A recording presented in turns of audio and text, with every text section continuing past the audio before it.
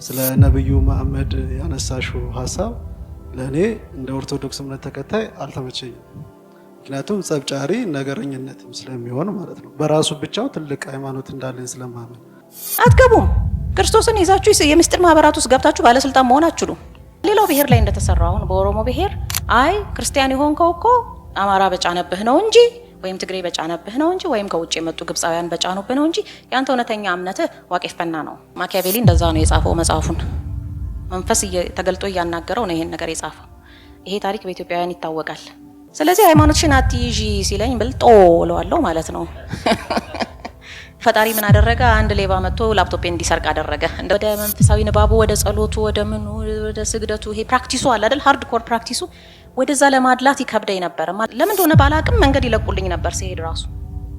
በፊት ጊዜ ከመጤፍ የማይቆጥሩኝ ፕሮፌሰሮች መንገድ ሁሉ ይለቁልኝ ነበር፣ ሰላም ይሉኝ ነበር።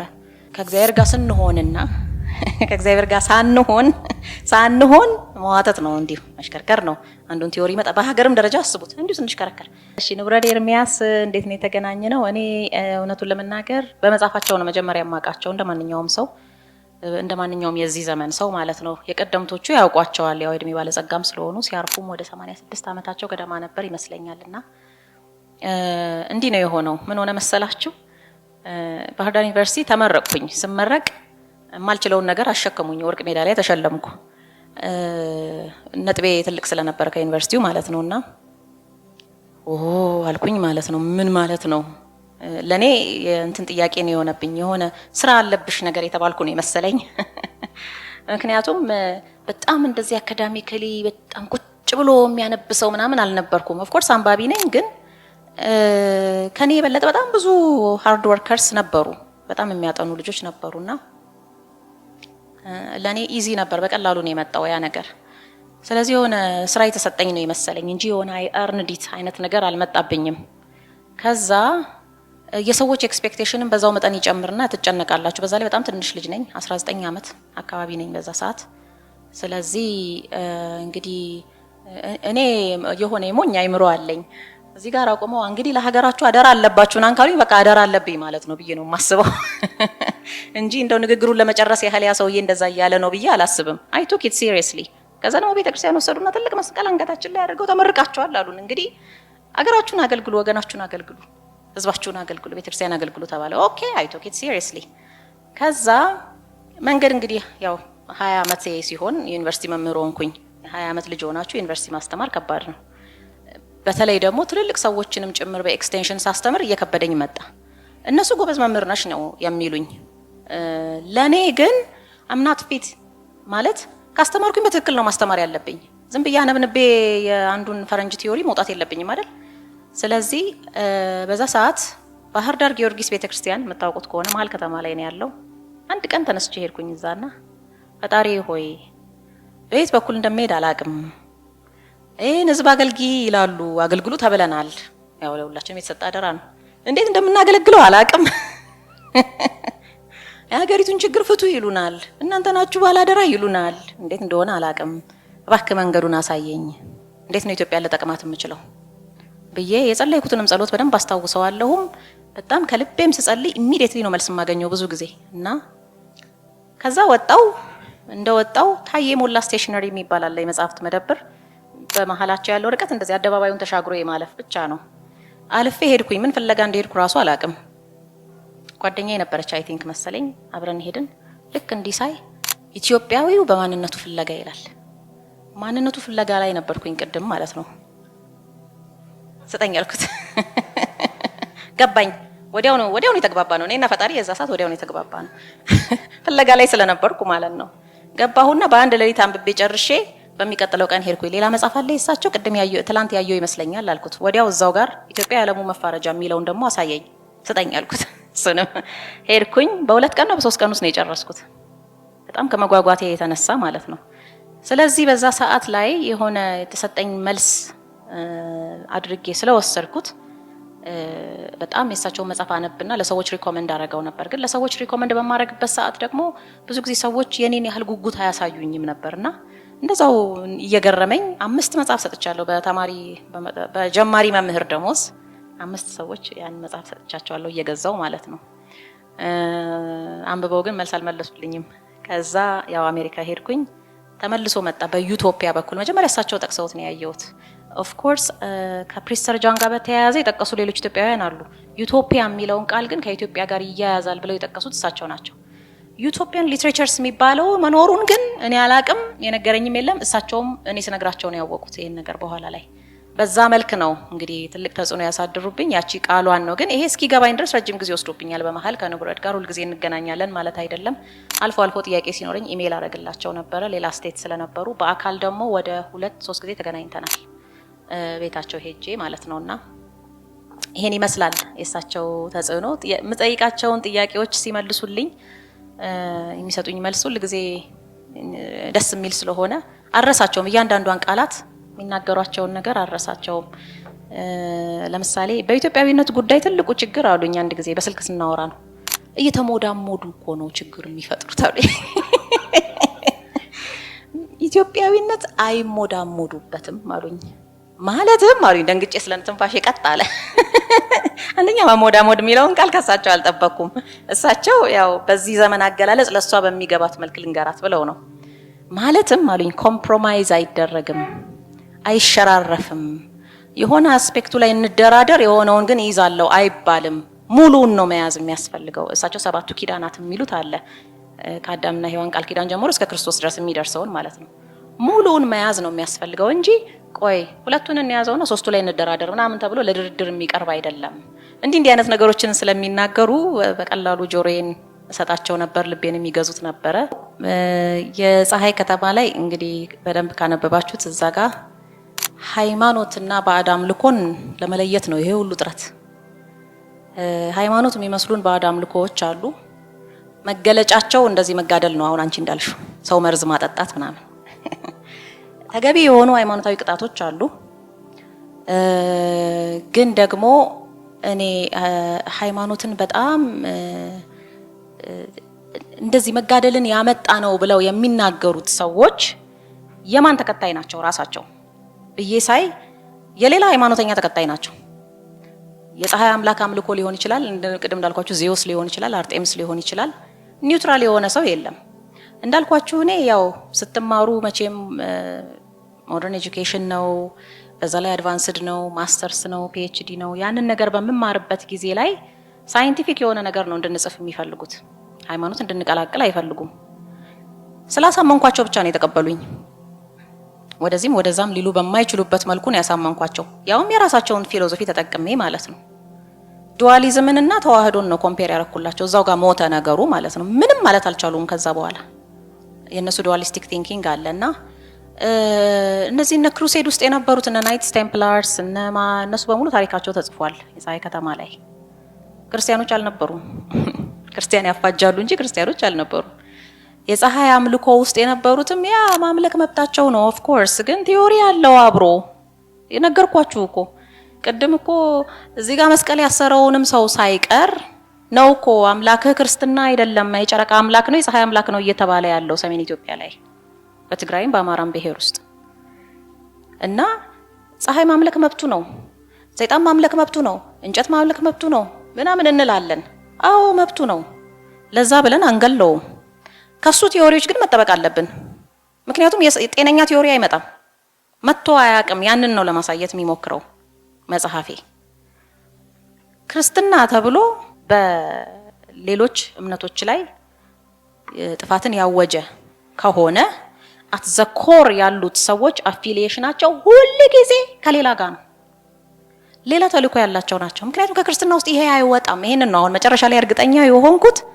ከመስቀሉ ይሄ አይወጣም። በቃ ሊወጣ አይችልም በፍጹም። ሞቶ ነው ያሳየን። ይሄው የፈለጋችሁትን አድርጉብኝ እኔ አላረግም ብሎ ሞቶ ነው ያሳየን አይደል? ስለዚህ ስርዓት ለማስጠበቅ ምናልባት የክርስቲያን ነገስታት ቅጣት ይቀጡ ይሆናል፣ ይገርፉ ይሆናል፣ ካስፈለገም ሞት ይፈርዱበት ይሆናል። በብዙ ሪስትሪክሽኖች ውስጥ አልፈው ማለት ነው። የፀሐይ ከተማም ላይ ዩቶፒያም ላይ እንዳያችሁት ሳይፈልጉ ግድ ስለሆነ ሌሎችን ማዳን ስላለባቸው ያደርጉት ይሆናል እንጂ የጭካኔ አስተሳሰብ ከክርስትና ውስጥ ሊፈልቅ እንደማይችል 100% እኔ መጨረሻ ላይ እርግጠኛ ሆኛለሁ። ምክንያቱም ክርስትና ውስጥ እንዳልኳችሁ ነው። ክርስትና ውስጥ ያሉትን የጦርነት ጀማሪዎችን በሙሉ ስታዩቸው ሁሉ ጊዜ እንደው አንድ ጊዜ እንኳን ተሳስቶ እንደው አንድ ከመቶ አንድ እንኳን አይገኝም። 100% ባቢሎን ነው የሚሄደው እንትናቸው የቲዮሪያቸው ምንጭና አምልኳቸው ባቢሎን ላይ ይሄዳል፣ ጥንታዊት ግብጽ ላይ ይሄዳል። ስለዚህ ክርስቲያን ነኝ እያለ ጥፋት ሊያጠፋ ይችላል፣ ኦፍ ኮርስ ሊያጠፋ ይችላል። እኔ ግን እንደ አይዲዮሎጂ ነው የማየው፣ ግለሰቦችን አይደለም ምዳኘው። እንደ አይዲዮሎጂ ግን የምንከተላቸው መስመሮች ለማለት ነው። ሂትለርም እኮ ክርስቲያን ነኝ ይል ነበር፣ ሙሶሊኒም ክርስቲያን ነኝ ይል ነበር። ዞር ሲል ግን እዚህ ጋር የራሱ ኦካልት ሶሳይቲ ነበር የሚከተለው፣ ምንም ከክርስትና ጋር ግንኙነት የሌለው ኮምፕሊትሊ ሌላ ፀሐይ አምልኮ ውስጥ ነው የነበሩት። ፀሐይን ያመልካሉ ለማለትም ብቻ አይደለም፣ ከድሮ ከፀሐይ አምልኮ ውስጥ የወጡ ራ ተብሎ የሚጠራው ሳጥናኤልም ስለነበረ ማለት ነው። ከዛ የመጡ በግልጽ እያነጋገሩት ጭምር ያንን መንፈስ ቲዮሪዎች ይጽፉ ነበረ። አንድ ነገር ጣል ላድርግላችሁ። ማኪያቬሊ እንደዛ ነው የጻፈው መጽሐፉን። መንፈስ ተገልጦ እያናገረው ነው ይሄን ነገር የጻፈው። ይሄ ታሪክ በኢትዮጵያውያን ይታወቃል። የተበላ ታሪክ ነው፣ የአውሮፓውያን ታሪክ። በቅዱሳኑ ዘንድ በኢትዮጵያውያን ቅዱሳን ዘንድ የተበላ ታሪክ ነው። ለኛ ነው አዲስ የሆነብን። ምክንያቱም መንፈሳዊውን ነገር እንዳንይዘው ሃይማኖት ውስጥ ገባ ምናምን፣ ግባ አትፍራ፣ በደንብ ግባና ያው እየጸለይክ እግዚአብሔርን ጠይቀው ይነግርሃል። በሙሉ ሰይጣን ሲያናግሩ የነበሩ ሰዎች ናቸው አሁን ትልልቅ ቲዮሪስት መስለው ራሳቸውን ቆልለው በዓለም ላይ ያሉት፣ ስማቸው የገነነላቸው ማለት ነው። እና እኛ ታዲያ ከቅዱስ ሚካኤል እየተጠያየቅን አንጽፍም እንዴ? ምን ጨነቀን እኛ? እንደዛ ነው እቴ። ስለዚህ ሃይማኖትና ባዕድ አምልኮን አንድ አድርጌ አላየውም። ሃይማኖቶች በሚባለውም ነገር አላምንም።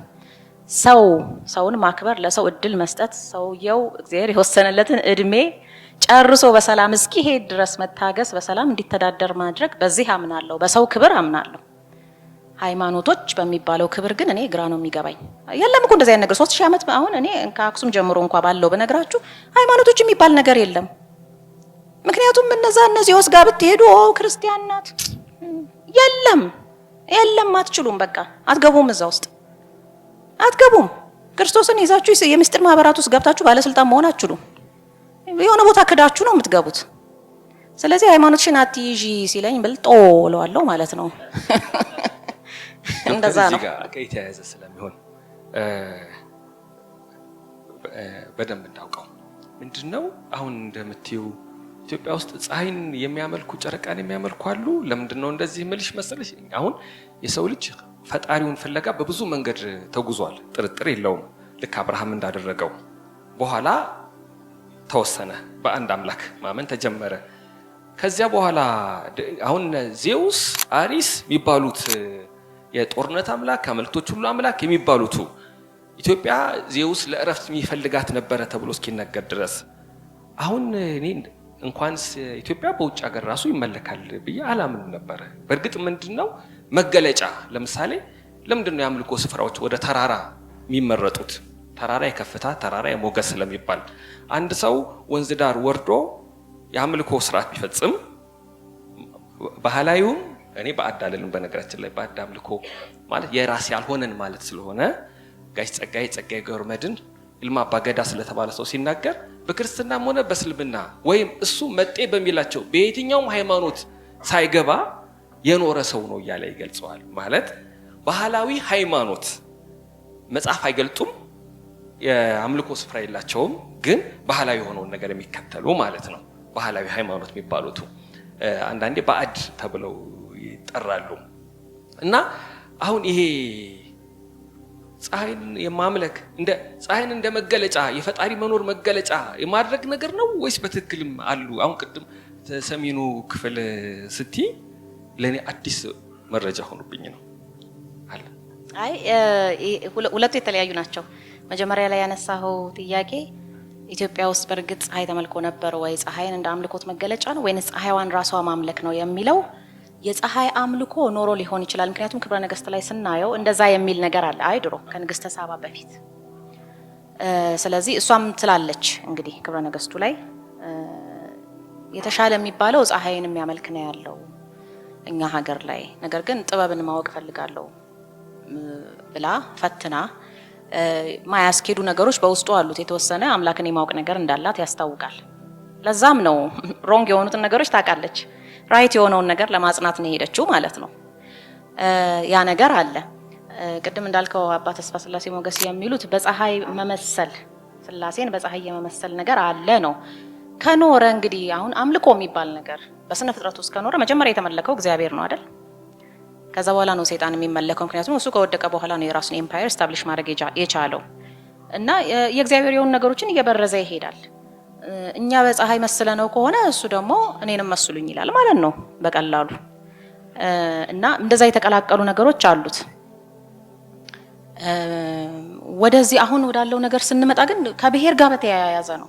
ከክርስትናው ለማውጣትን ብቻ ዓላማ ያደረገ ፀሐይን ያምልኩ አያምልኩ እኔ ለአንባቢዎቹ ግድ ያላቸው አይመስለኝም እንዲህ አይነት ነገር ሲጽፉና ሲናገሩ። እውነቱን ለመናገር እንዲሁ ጸብ ለመዝራት እንዲመችና የክርስትና ሃይማኖት እኮ ኦሪጂናል ሃይማኖትህ አይደለም ለማለት እንዲያመች ማለት ነው። ገብቷችኋል አይደል? በሌላው ብሔር ላይ እንደተሰራው አሁን በኦሮሞ ብሔር አይ ክርስቲያን የሆንከው እኮ አማራ በጫነብህ ነው እንጂ ወይም ትግሬ በጫነብህ ነው እንጂ ወይም ከውጭ የመጡ ግብፃውያን በጫኑብህ ነው እንጂ ያንተ እውነተኛ እምነትህ ዋቄፈና ነው ሲባል ኦኬ አምኖ ከተቀበለ በኋላ አንድ ሰው እንደዛ መባል አለበት ወይ? አሁን እኔ እንደዛ ሲባል ፐርሰናሊ አውቄ አምኜበት ኖሬበት የተቀበልኩት እምነት ስለሆነ ያንቺ አይደለም ሲባል ይገርመኛል። እንዴት አወቀ የኔ ያለ መሆኑን? በምን አወቀ? እሱስ ራሱ የተከተለው ያ እምነት እውነት እየኖረበት ይሁን አይሁን በምን ለክቶት ነው? በምን ማስመሪያ ለክቶት ነው? በራሱ በእምነቱ ህግ ራሱ ስዳኘው ብዙ ጊዜ they fall short በራሱ እምነት እንኳን ስዳኘው ማለት ነው። ክርስትናውን ተውት እና እንደዛ በሆነ መልኩ ነው አሁንም ይሄ ፀሐይ አምልኮ ምናምን የሚለው ኦሪጂንን ትሬስ ለማድረግ ነው የሚጠቀሙበት። አሁን ፀሐይን አምልኮ አይደለም የሚሏቸው። ከዚህ ነበር የመጣው ከተባለ በኋላ አምልክ ለማለት ይቀላል አይደል? ማዘጋጃ ነው። እኔ ሳይሆን ማዘጋጃ ነው። ነገ ከነገ ወዲያ ወደዛ ይመጣል ማለት ነው። እንግዲህ ለዛ ነው ቅድም ወደፊት የሚጠብቀንም ያ ሳይሆን አይቀርም። ምክንያቱም አሁን እየተባለ ያለው ክርስትና መጤ ነው፣ የእስራኤል ሃይማኖት መጤ ነው፣ ታቦተ ጽዮን መጤ ናት። እንዴትም እንኳን መጣች እና ያንተ እምነት ጨረቃና ፀሐይ ነበረ የሚለውን ነገር እንደዚህ አይነት ነገር እንደውም እስከምን ደረጃም ድረስ ይነገራል። ክርስትና ስነ ምግባርን ስለሚያስተምር ጥሩ ተዋጊ አያደርግህም። ጥሩ ተዋጊ ለመሆን ሰይጣንን አምልክ ነው። ኢንክሬዲብል። እኔ በብሔር ፖለቲካ ስም ይሄ እየተሰበከ መሆኑ በአሁን ሰዓት እጅግ በጣም እየደነቀኝ ነውና ያንን ለመጥቀስ ነው እንጂ እንደው እውነት ፀሐይዋን ለማምለክ ብለው ወደዋት ምናምን አይደለም። ሌላ ዓላማ ስላለው ነው። በተለይ ባንቺ መጽሐፍ በተለያዩ ጸሐፊያንም አሁን ላይ የኦርቶዶክስ ተዋሕዶ እምነት ሚስጥሮች በደንብ ይጎላሉና ይህ ትውልድ ወይም የኔ ትውልድ እነዚህን ሚስጥራቶች በደንብ እያወቀ እያያቸው ነውና ይሄ ደግሞ ጫንቃችን እነዚህን ነገሮች መሸከም ይችላል የኛ ትውልድ። እኔ ሸክሜ ልዝብ ቀንበሬም ቀሊል ነው የምትለው ቃል ትዝ አለችኝ። የተሻለው ጫንቃችን የሚችለው እንደውም ይሄንን ነው። ሌላውን አንችለውም። ሌላውን አሰስገሰስ አንችለውም። በዚሁ በሃይማኖት ውስጥ ያለው ነገር ነው የሚሻለው። ለዝብ ነው እሱ፣ የለዘበ ነው፣ ነገሮችን የሚያለዝብ ነው፣ ወደ ፍቅር የሚመራ ነው፣ ወደ ሰላም የሚመራ ነው። ሌላውን ግን ይሄው ውጤቱን እያየነው ነው እና ይችለዋል ጫንቃችን በደንብ አድርጎ። ለዛም ነው የተፈጠርነው እንዴ፣ ለዛ ነው የተፈጠርነው። ያለዚያም ደግሞ ሌሎችን አንረዳቸውም። የሚገርማችሁ ነገር እንደውም የሆነ ጊዜ ላይ ያየሁት ሺፍት ራሱ ነበረ። ወደ መንፈሳዊው ነገር ስንመጣ አንተ የምትለው አስተሳሰብ እኔ ድሮም ስለነበረኝ ማለት ነው። እኛ እኮ በዚህ ዘመን ላይ ያለ ልጆች እኮ እንደውም ከኑረድ ኤርሚያስም ጋር አንድ ጊዜ ይሄን ጥያቄ ስፔሲፊካሊ ጠይቄያቸዋለሁ። ልክ አንተ ባልከው ቃል ባይሆንም ስሜቱ እንደዛ ነበርና የኛ ትውልድ እኮ ግልብ ነው፣ በቃ ገለባ ነገር ነን እና ስሜታዊ ነን፣ ትንሽ ነገር ይዘን የምንሮጥ ነን፣ ጥራዝ ነጠቅ ነን። እንደ ድሮ ሰዎች ነገሮችን አጥርቶ እንኳን የምናስተውል አይደለንም። እንደው ከአጻጻፋችን አንፃር እንኳን ሲታይ ፊደላት እንኳን በትክክል አንጠነቅቅምና እንደው እንደዚህ አይነት አደራ ግን እንበቃለን አልኳቸውና እሳቸው የመለሱልኝ መልስ ኤግዛክትሊ በደንብ ትዝ አይለኝም፣ ግን ስሜቱ እንደዚህ እንድታስቡ እኮ ነው የተደረጋችሁት። ራሱ አላማው ራሱ እናንተን ወደዚህ ማምጣት ነው፣ አንችለውም ወደሚለው ነገር። ይሄን ምንድነው እንደውም የሚባሉ አሉ፣ ይሄ አንዴ ከጀመራችሁ የሃይማኖት መንገድ እግዚአብሔር ናችሁ ሁሉ የሚሉ ሰዎች አሉ። በቃ ፈተናውን አችሉትም ምናምን ምናምን፣ ግን እዛው ውስጥ ስንሆን እንደውም የምንወጣው እና ያ ነገር ስለነበረብኝ እኔ ራሴ ትምህርት ላይም እያለው የሆነ ወደ መንፈሳዊ ንባቡ፣ ወደ ጸሎቱ፣ ወደ ምኑ፣ ወደ ስግደቱ ይሄ ፕራክቲሱ አለ አይደል፣ ሃርድኮር ፕራክቲሱ ወደዛ ለማድላት ይከብደኝ ነበር፣ ማልችለውን ነገር እንዳልጀምር በሚል ፍራቻ ማለት ነው።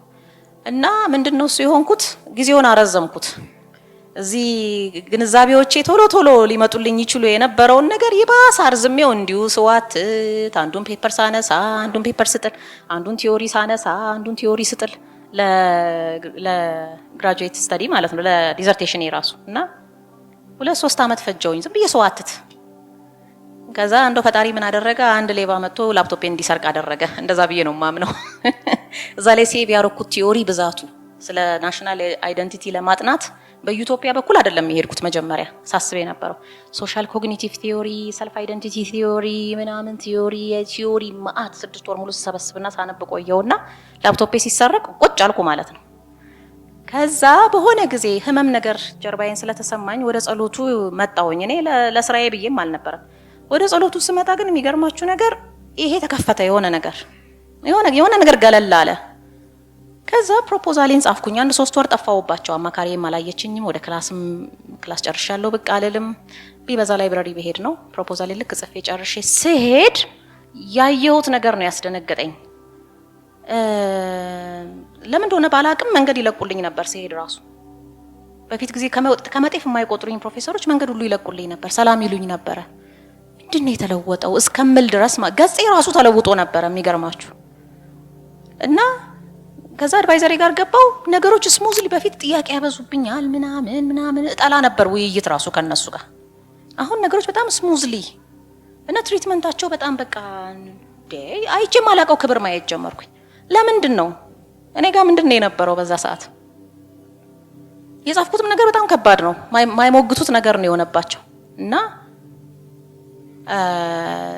ከእግዚአብሔር ጋር ስንሆንና ከእግዚአብሔር ጋር ሳንሆን መዋተት ነው፣ እንዲሁ መሽከርከር ነው። አንዱን ቲዮሪ መጣ በሀገርም ደረጃ አስቡት፣ እንዲሁ ስንሽከረከር ይሄኛውን አሰራር ስናመጣ ያኛውን ስንይዝ፣ ይሄኛውን ስናመጣ ያኛውን ስንይዝ አይደለም። ቆይ እግዚአብሔር የሰራው ስርዓት ምንድነው እስቲ ንገረን ብንል የሆነ ገለል የሚል ነገር አለ። ከዛ በጣም ቀላል ነው። ስለ ኢትዮጵያ ጉዳይ ለማስፈጸም ከነጮች ጋር ተነጋግረን እሺ ከማለት ውጪ አማራጭ የላቸውም ማለት ነው አይደል? እኔም የተማርኩባት ሞመንት ስለሆነች ነው። እቺ ነገር ብዙ ጊዜ ለተማሪዎችም እነግራቸዋለሁኝ እንደዚህ ከእንትን ውጪ ስንገናኝና ብንሸከመው ነው የሚሻለን።